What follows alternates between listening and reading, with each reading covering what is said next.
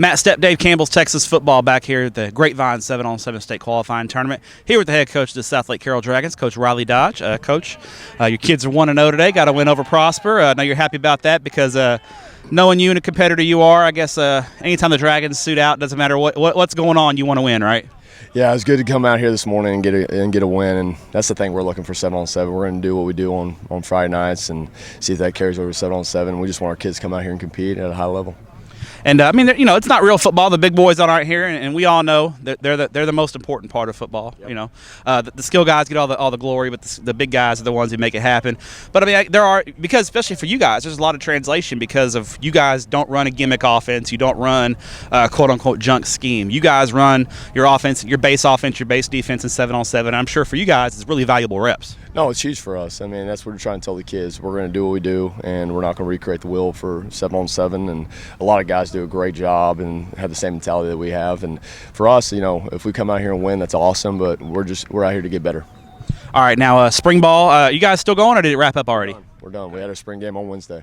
All right, now what were some of the biggest things you were looking to get out of the spring, and were there any position battles you were looking to see win, and kind of overall? I guess the number one thing is you guys come out of it healthy. We came out of it healthy, and that's the whole, talking to all my coaching buddies across the state and checking in on everybody. Did you stay healthy? Did you stay healthy? So we stayed healthy, and that was the main thing, get into summertime, and hopefully we can slingshot into a great summer. But, yeah, there was obviously question marks that we had going in the spring that we felt like we got answered. I think the biggest thing during the spring is we're trying to find depth. And going in the spring, you know that you have certain returners coming back, and, where can we find that depth? And I felt like we did a good job of finding that. Now, this is you're heading into your second year.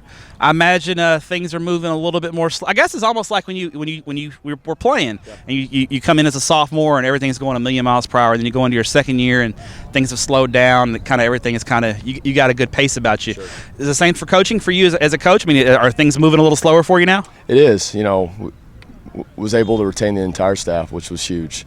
We got an amazing staff, and everybody's on the same page. And it was our first full offseason as an entire group, so that was big for us as a program, kind of putting our stamp on what we wanted to do offseason-wise. And, everything's really slowed down, kind of getting the lay of the land. The kids are more familiar with what we're doing offensively and defensively and just culture-wise.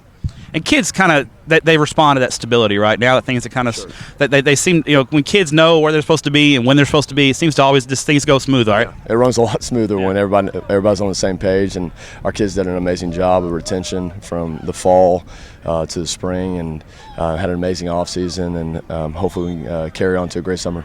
And just you're setting the bar pretty high for yourself. You went 13-1 last year. I guess that's 13-1 you're setting the bar pretty high. So I know that was a great year. Now the final question for you. We all know your dad done a great job many stops around the state of Texas. He's won a few games in his past. So that obviously he's influenced you. But who is another coach that's influenced you to help to get you to where you are today? Yeah, there's a lot. Guys I've worked with, guys that have been part of my dad's staffs.